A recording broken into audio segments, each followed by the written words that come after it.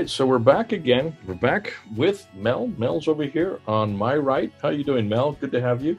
Good to Yeah, see great. you. And you're kind of destroying everything that we up to this point believe. I mean, you're jumping all over our paradigms. You're jumping all over everything we've gone ahead. We thought we had the Dome of the Rock there down solid. We thought those inscriptions were from Abdul Malik in 691. Now you're telling us they're hundreds of years later, and that they are not the inscriptions that Abdul Malik gave at all. So we're going to have to reform, revamp. But listen, it's something. I mean, I'm glad you're doing this, because haven't we said this, Mel? We've always said we're not interested in the narrative because the narrative doesn't follow the evidence, the historical evidence. Therefore, we need to go back to the historical evidence. In this case, we've gone back to the 7th century, and you're telling me now that those inscriptions, though we always thought were dated to 691, we now have to look and say, no, they weren't. So when were they put together? Well, you're going to go and show us that even the inscriptions on the ambulatories, the arcades, those inner arcades, cannot have been cannot have lasted for hundreds of years. And you're going to say why. And I think that's what we're going to go into. So I'm going to give it back to you. I'm not going to say anymore. You have an awful lot to go through. You've got a PowerPoint. Over to you, Mel. Persuade me and persuade all of us that these inscriptions on that dome are not from Abdul Malik. Yeah, certainly. We need to know when the mosaics and inscriptions were at least verifiably first witnessed to. So we're not interested in opinions or what we think or what we assume. We just want to know when is the first verifiable witness to it. The inscriptions are on the inner arcade, and to be authentic need to have been created in the 7th century and survived the 13 centuries that followed unscathed. Remarkably, as if by miracle, the only recognizable change has been the replacement of Abdul al-Malik's name with al-Mamun. We can't just assume on faith that the purported 7th century artifacts are genuine. There ought to exist corroborating evidence. Is that too much to ask for? Well, apparently it is, because we have 9 centuries of silence before we actually see anyone mention the mosaics or the inscriptions. A.J. Juice, in his paper on page 45, points out that engravings can be faked. He says that bronze plates that are attached to the lintels above the 4 outside doors are engraved with the year 831 AD. According to these, should they be authentic, renovations were indeed underway.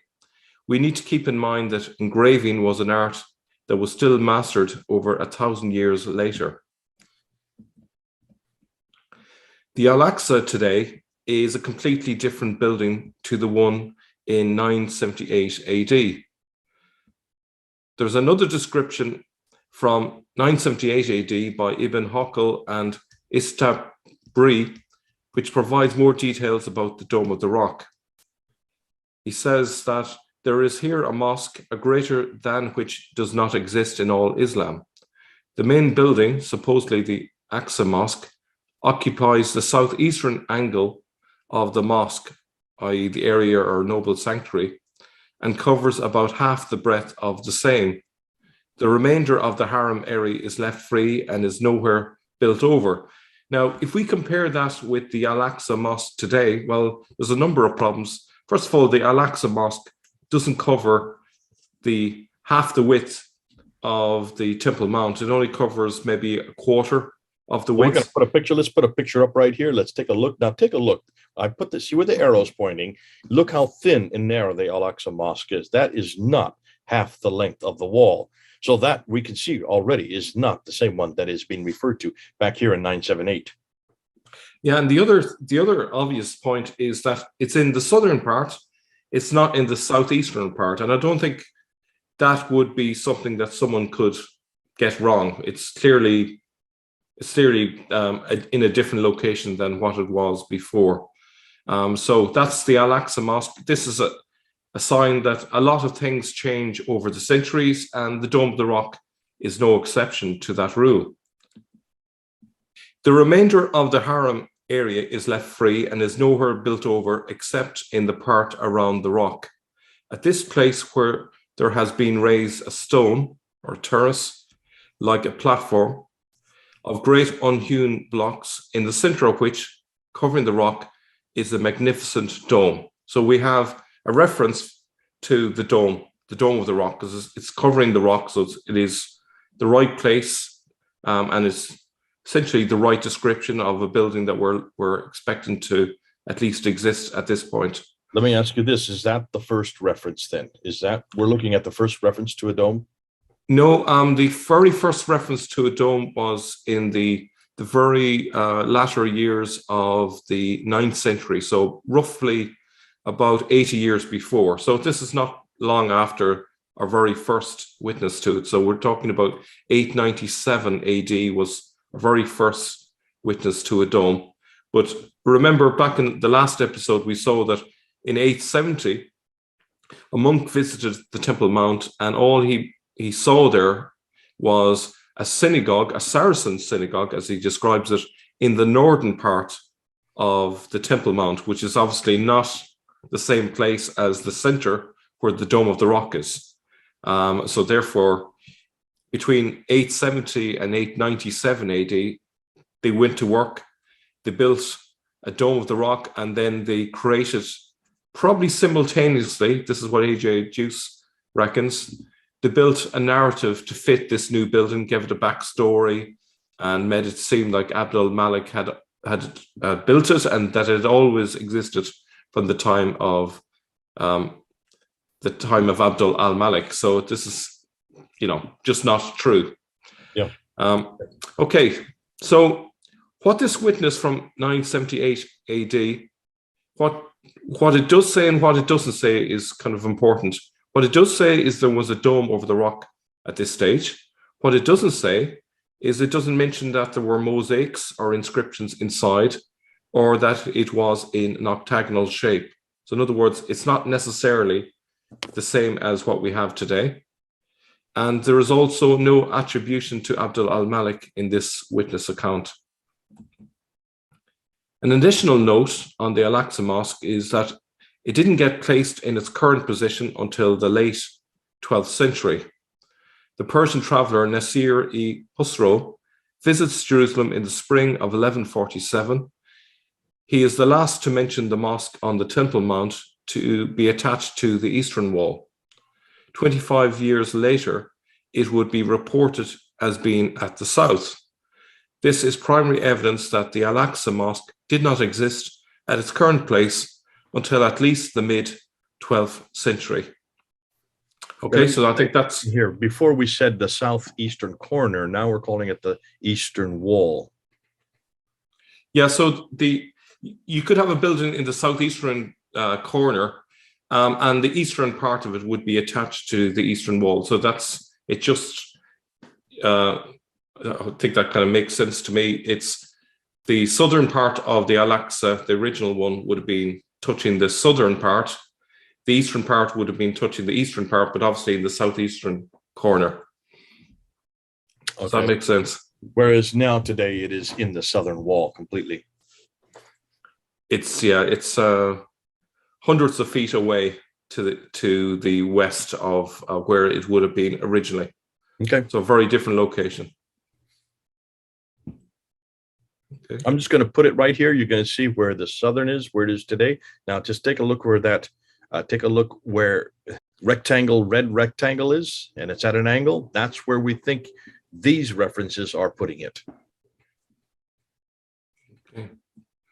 Now, late 10th century now. Does it sound like any arcade survived from the time of the Abbasids? Now, this is really damning evidence here.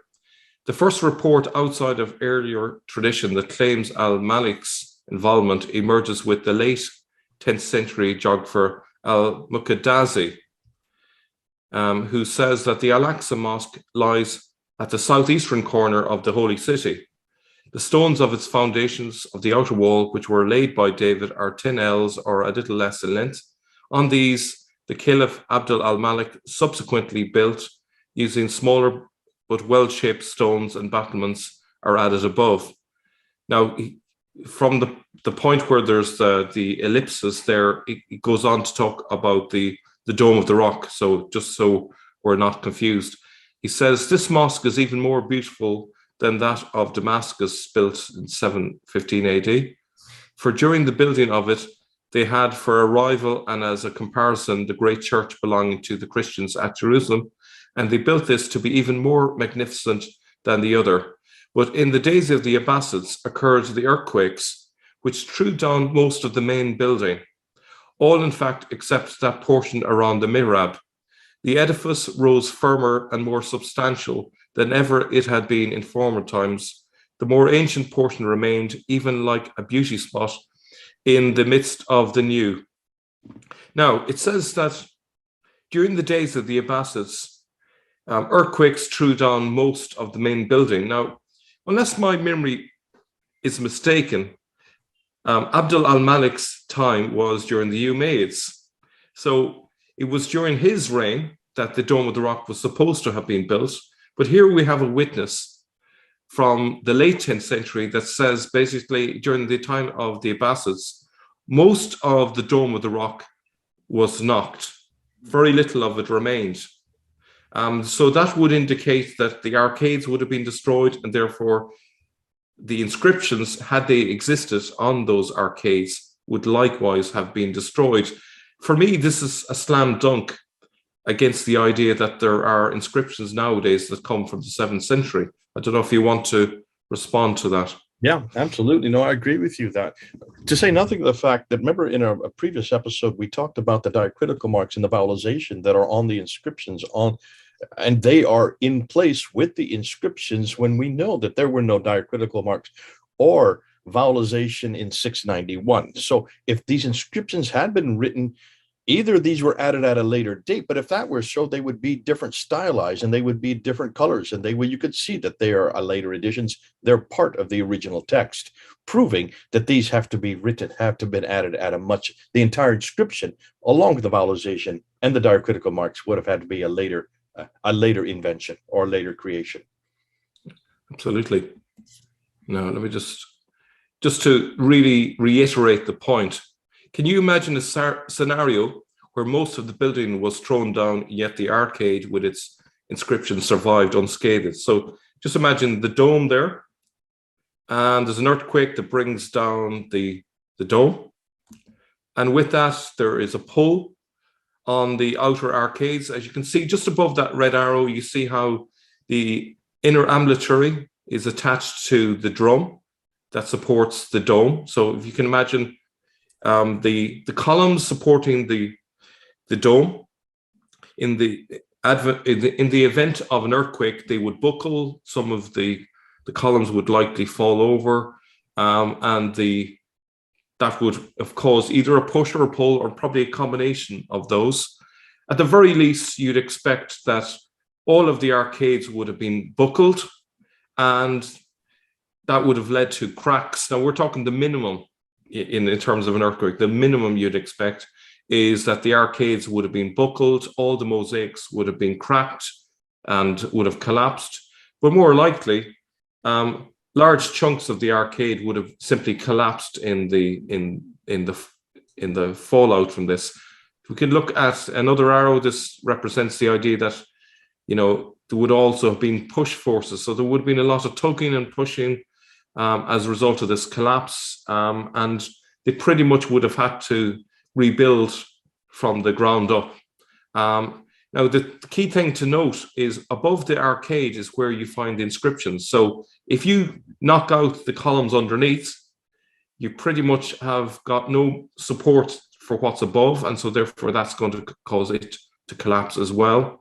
And it's, in my view, it's highly unlikely that the arcades and the inscriptions could have survived such a calamitous event as that.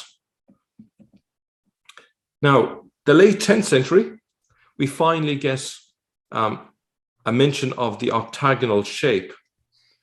Al-Muqaddazi's description of the Al-Aqsa Mosque details mosaic stores and other ornaments. In describing the Mosque of Damascus, he compares Al-Aqsa with the Great Church, the Church of the Holy Sepulchre, which he calls the Kuma Ma, the dunghill, intended to smear Islam's competition. In the context of Damascus, he notes about the Kumama, Caliph Abdul al-Malik, noting the greatness of the dome of the Kumama and its magnificence, was moved lest it should dazzle the minds of the Muslims, and hence erected above the rock the dome which now is seen here, or seen there. Now, what's clear here is this is total fantasy, because we know that in 870, a monk went on the Temple Mount and told us about a Saracen synagogue in the northern part, mentions nothing about a Dome of the Rock. So this is contradictory, and it is highly unlikely that this is a factual account here. There's no doubt that al-Muqtazi saw the Dome of the Rock. In the center of the platform is the Dome of the Rock, which rises above an octagonal building, having 4 gates, one opposite to each of the flights of steps leading up from the court. All these are adorned with gold, and closing each of them is a beautiful door of cedar wood, finely worked in pattern. These last were sent by command of the mother of the Caliph, al-Muqtadir Billah. At each of the gates is a balustrade of marble and cedar wood with brass work without, and in the railing likewise are gates, but these are unornamented. So what we have here is that finally the Dome of the Rock is undoubtedly an octagonal building. Why then would he compare it with the Holy Sepulchre, if not because of preconceived information about a no longer existing building that he had already had? That's A.J. Juice's point on this. Renovations at the Dome seem to have been underfoot at the beginning of the 10th century. That's his take on this. What I would draw from this is that we're seeing gradual changes to the Dome of the Rock. In the 10th century, we're beginning to see the outside part of it being transformed. We now have an octagonal shape being witnessed to that wasn't witnessed before. So we can see a gradual transformation over the centuries. The key thing about the octagonal shape is you need the octagonal shape for there to be the octagonal arcades, and you need the arcades in order for there to be the inscriptions. So that's the key point in all of this. Without the octagonal shape, you don't have the arcades. Without the arcades, you don't have the inscriptions. But we know that prior to this, there were earthquakes, which would have destroyed anything in any case. I don't know if you want to come in on that. No, that makes sense. Now, give me the date of the earthquake again. It's important to see that there were a number of earthquakes, and people need to know that the dome had been damaged by earthquakes quite a few times. I remember when way back in the 1990s, when I did my first debate with Abdul Green on the Dome of the Rock, I mentioned at that time, so we're talking about 1997, 1998, I mentioned at that time that there were 11 destructions of the dome. 11 times it had to be rebuilt, sometimes completely, sometimes partially, but always that caveat, except for the inner ambulatories. They were unscathed somehow. But from what you're telling me here, it looks like there was quite a, well, they were not unscathed. They look like they got an awful lot of damage, which means the inscriptions would have gone down with them. Yeah, here's the other thing. I think a lot of people, I'm not an architect. I'm sure if there's architects watching, they can confirm what I'm saying, is one of the reasons why a large building like a dome would need an arcade on the outside is because they act as buttresses to support and share the weight of the dome. Because it's actually quite an architectural feat to support all that weight underneath a small number of pillars. So that, it isn't, it's not window shopping that they're there for. They have a purpose, which is to spread out the weight and take some of the load. So if the dome comes down, you can imagine the knock-on effect across the whole of the building. So it's colossal damage occurs in the case of an earthquake as a result of it. Yeah, and remember, these inscriptions are all along the top of the arcades. They're not at the bottom, because if something's going to collapse, the top collapses. The bottoms would remain intact. These inscriptions are on the top, so it would stand to reason that the first place to be damaged would be where these inscriptions are. Absolutely. So just going on from there then, one wonders how a building supposedly glistening with gold could have been missed by Bernard the monk back in 870 AD. So do you remember that monk mentioned the Saracen synagogue? Well, apparently he must have been blind, because here we have a witness in 1019, 1020 AD, Al-Wasiti, the preacher of the Al-Aqsa Mosque on the Temple Mount. He gave a detailed account of Al-Malik's involvement. Now, this is pure fiction, in my view. But he says, when Abdul al-Malik wanted to build the Dome of the Rock, he came from Damascus to Jerusalem. He then sent to all his deputies in all his dominions. He wrote, Abdul al-Malik plans to build a dome over the rock to shelter the Muslims from cold and heat and to construct the masjid. But before he starts, he wants to know his subjects' opinion. With their approval, the deputies wrote back, may God permit the completion of this enterprise, and may he count the building of the dome and the masjid a good deed for Abdul al-Malik and his predecessors. He then gathered craftsmen from all his dominions and asked them to provide him with the description and form of the planned dome before he engaged in its construction. So it was marked for him in the San of the masjid. He then ordered the building of the treasury to the east of the rock, which is on the edge of the rock, and filled it with money. He then appointed Raja ibn Jawa and Yazid ibn Salam as supervisors and ordered them to spend generously on its construction. He then returned to Damascus. When the two men satisfactorily completed the building, they wrote to Abdul al-Malik to inform him that they had completed the construction of his dome and the Aqsa Mosque. They ended their letter with the expression, there is nothing in the building that leaves room for criticism. They informed him that the sum of 100,000 dinars was left from the money he allocated. He offered it to them as a reward, but they declined, indicating that they had already been generously compensated. Abdul al-Malik then ordered that the gold coins be melted and cast on the exterior of the dome, which then so glittered that no one could look straight into it. What we're dealing with here is complete fairy tale stuff.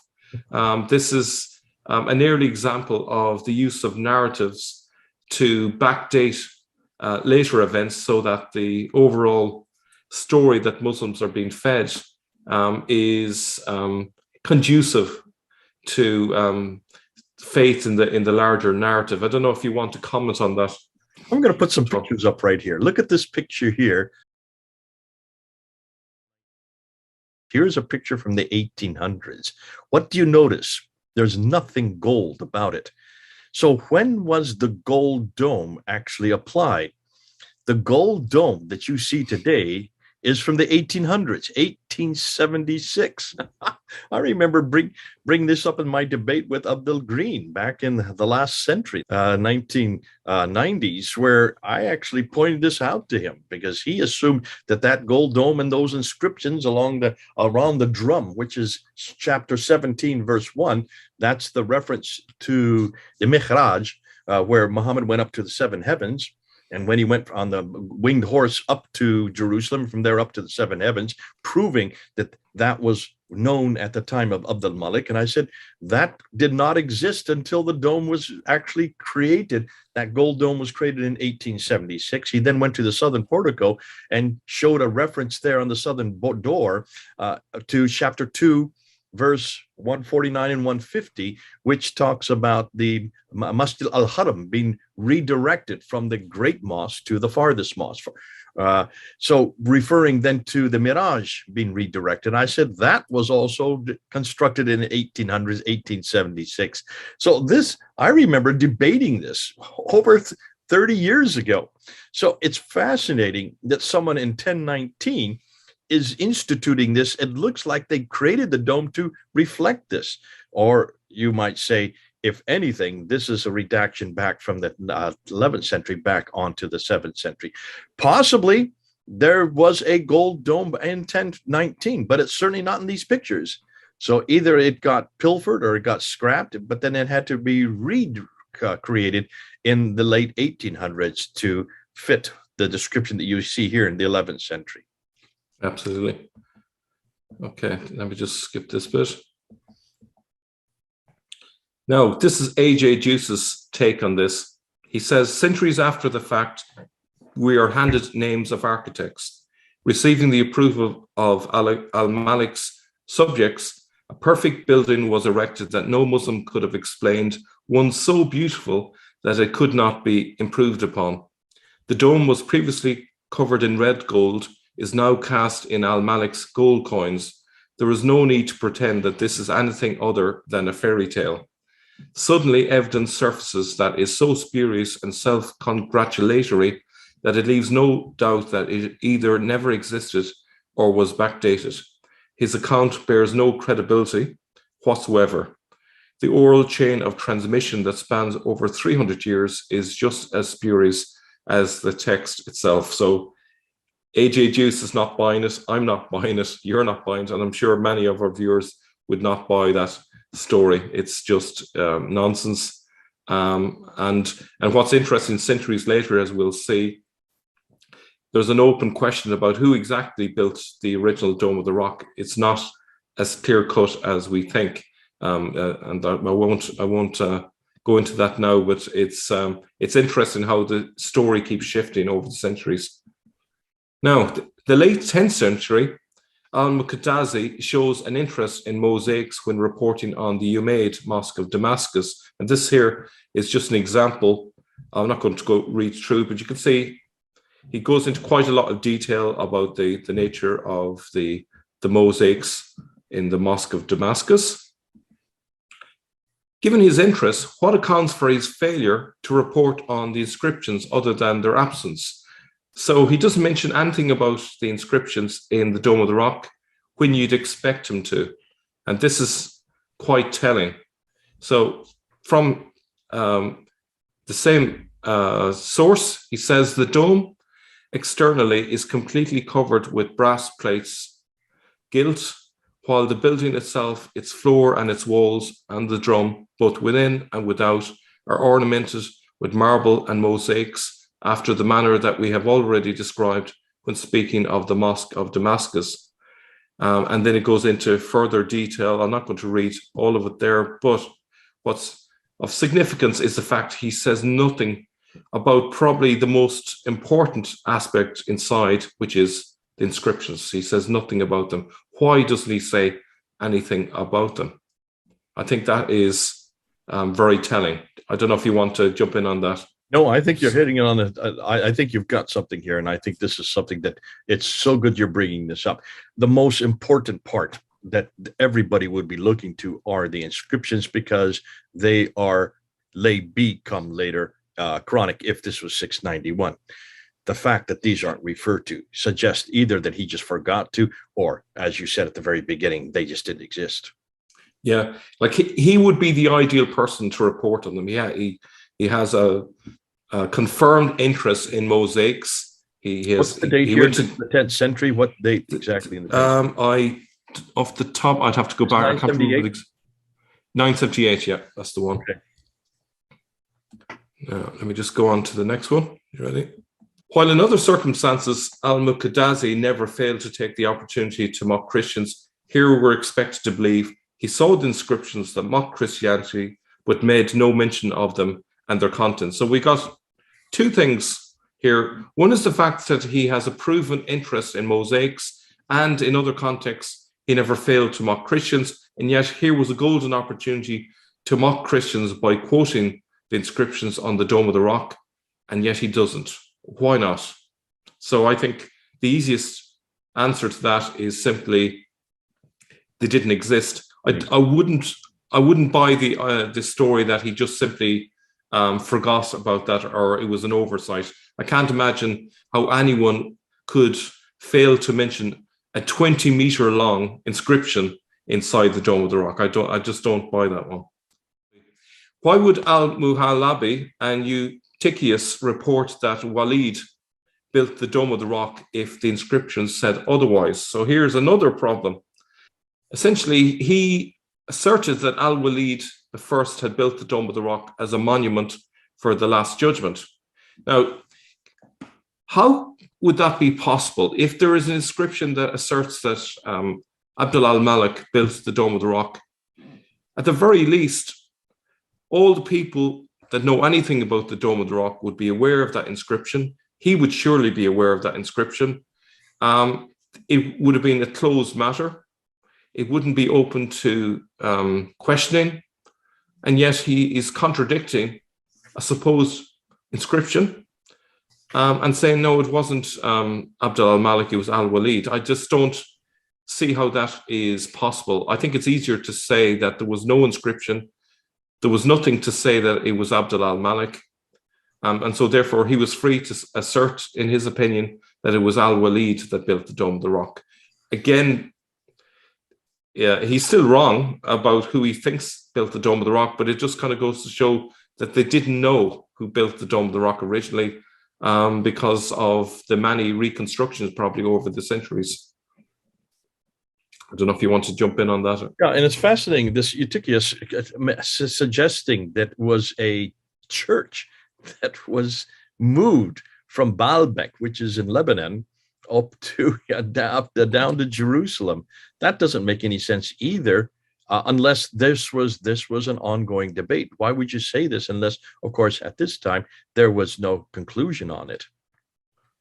Yeah, I think it was a bit of a mystery when exactly the Dome of the Rock was built, and who built it, and how did they build it. I think this is quite troubling stuff, really, that this is only a few centuries after the time of Abd al-Malik, and already they don't seem to have a clear idea of history. This is a common theme I've noticed in the origins of Islam, is they're very bad on history. They don't keep good records. They tend to lean a lot on oral narratives, unreliable assertions, a lot of superstition, but they don't keep history the way that classical historians do. That's unfortunate. There's a reason for that, and we're going to get into it. And that has to do with the fact that if the history didn't even exist at this time, if there was nothing historical to talk about, when you finally do decide to do so, whose narrative are you going to use? And if let's just say you come up with a narrative, you come up with an idea, and it goes for a while, then I say, hold on a minute, there's some problems here because the historical difficulty to support that. I come up with another narrative, and then another 100 years later, another person comes with yet another narrative because of all the holes that have been found. You can see how this will change in time. In this case, I can understand that when you put a building of that structure in that nature, we have been told, and I've always assumed until now, that this was the greatest structure of its day. And it would have been. If it looked like it does today, it would have been the greatest structure of its day in the 7th century. But as we're now finding, it was nothing like it is today. And it was nothing like that, like it is today, even in the 10th century or the 11th century. As we're going to find out, this didn't really happen until the 19th century. Oh, it just gets better and better. I think Islam has a problem with history, getting back to your first point, Mel, because it has to create that history. And the more you keep creating it, the more you realize you've got failures that have to be patched up. We're looking at these patchings going on as you speak. Yes, that's it. I actually, the phrase that sprung to mind as you mentioned about, replacement narratives, it's like survival of the fittest among the Islamic narratives, and when we talk about the standard Islamic narrative, that's really just at the far end of all of these failed narratives where they've managed to standardize some form of a narrative, but even that has still got holes in it. So it fails despite all the attempts to patch it up. Wait till you find out what we're gonna introduce about the story of Muhammad himself. Because what you're saying right now fits exactly what we're finding about his biography, but more of that later. So again, al-Wasiti in 1019 misses an opportunity to refer to the supposed inscriptions hanging in the Dome of the Rock. So he's merely transmitting older traditions, but he says, during the time of Abd al-Malik, there was hanging on the chain above the rock under the dome the Yatima pearl, the horns of Abraham's ram, and the crown of Husro. When the Binu Hassim took over the caliphate, they sent them to the Kaaba. So the most important thing inside the Dome of the Rock should surely have been the inscriptions, and yet he mentions 3 dubious things hanging inside the Dome of the Rock, but no reference to the inscriptions. That is very telling. And this is in the early 11th century. Are Yetima's pearl, Abraham's ram, and the crown of Khosrow, are they even there today? They apparently, according to this tradition, they were sent down to Mecca. Who knows if they actually exist? I'd imagine the horns of Abraham's ram. I think that would be relatively an easy thing to come up with an artifact on that one. Not sure about the crown of Khosrow, but I wouldn't put it past them to fabricate something there on that one. I know Abraham's foot is there, but I've never heard of Abraham's ram. And have you seen the museum in Mecca? Take a look at the museum in Mecca. Look at all those references. Do you notice everything that's in the museum of Mecca is from the Ottoman period? Yeah. Telling. Ottomans very telling. Come into power until 1290. So, Al-Muqtazi mentions trees, but neither Muhammad nor Quranic verses. This is from him. Describing the Dome of the Rock in detail, he sees interior mosaics, but does not mention Islam's most important inscriptions with verses of the Quran and a first mention of Prophet Muhammad. Instead, he seems to view the mosaics as similar to those in the Umayyad Mosque of Damascus. In plain English, this is from A.J. Juice, that means a multitude of species of trees and recognizable towns, depiction of the ruler's realm. So, in other words, he doesn't see anything unusual in the Dome of the Rock. Nothing to see here, folks, as the police might say. Be on your way. There are trees. There are towns, maybe. No mention of inscriptions. No mention of Quranic verses either. So that is very telling. And then for the next 2 centuries, then after this period, there are 2 centuries of the Temple Mount under Crusaders' control. Are we expected to believe the inscriptions, had they existed, would be left in place? I find that hard to believe. If they existed and they were mocking Christianity, I would imagine that the Crusaders would have very quickly made light work of demolishing those inscriptions had they existed. And yet, we're expected to believe, no, the Crusaders were very tolerant of inscriptions that mocked Jesus and Christianity. No, I don't think, had they existed, they would have survived. I don't think the Crusaders would have even paint washed or whitewashed them either. I think they would have just simply destroyed them as part of a false religion.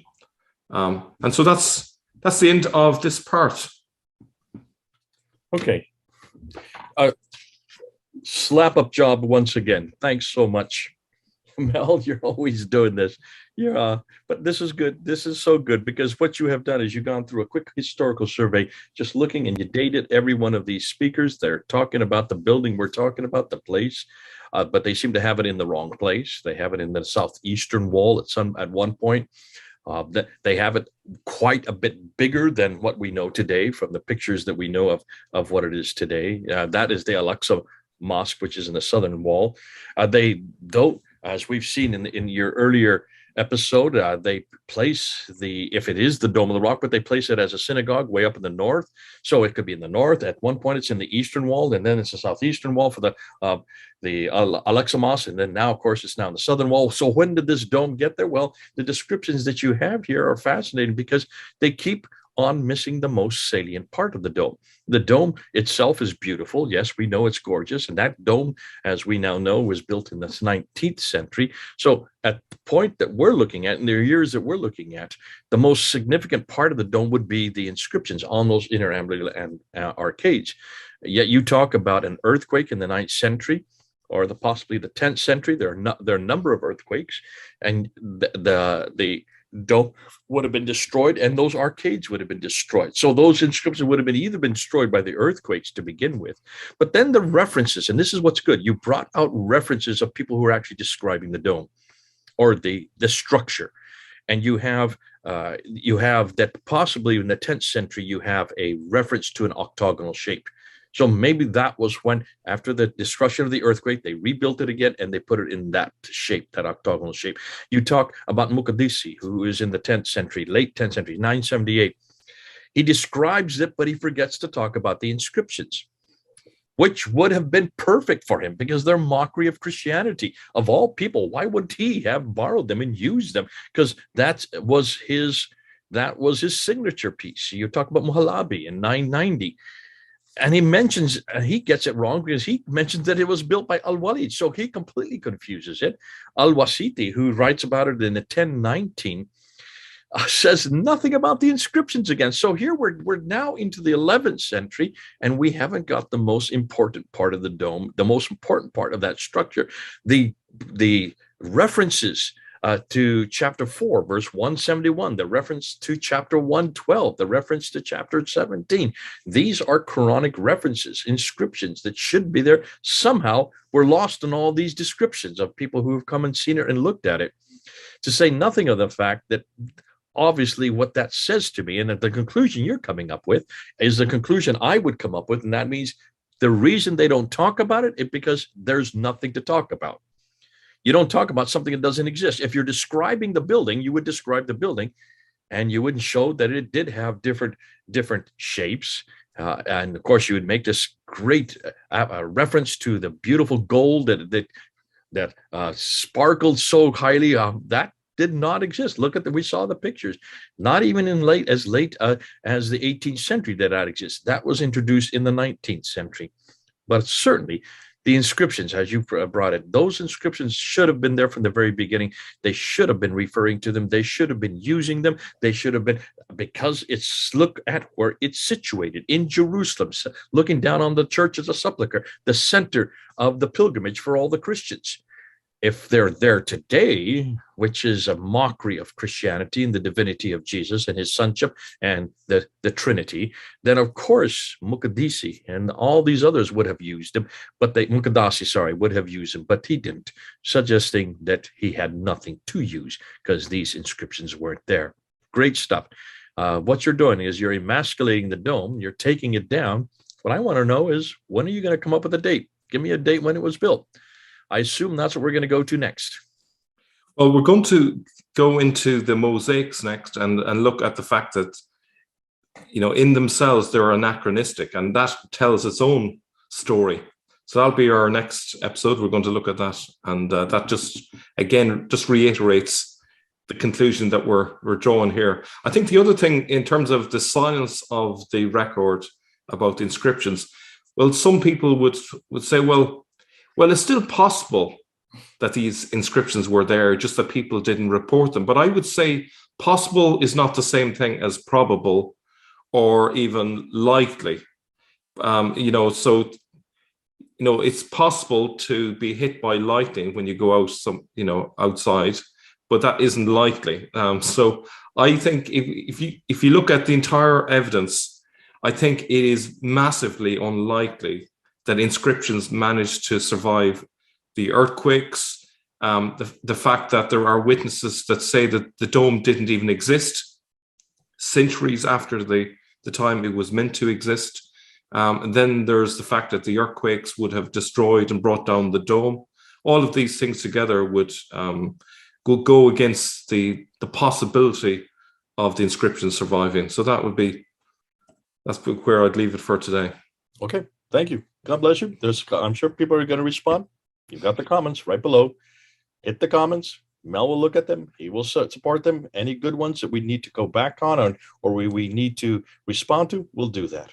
Until that time, this is Jay here in the United States, Mel in Europe. Over and out.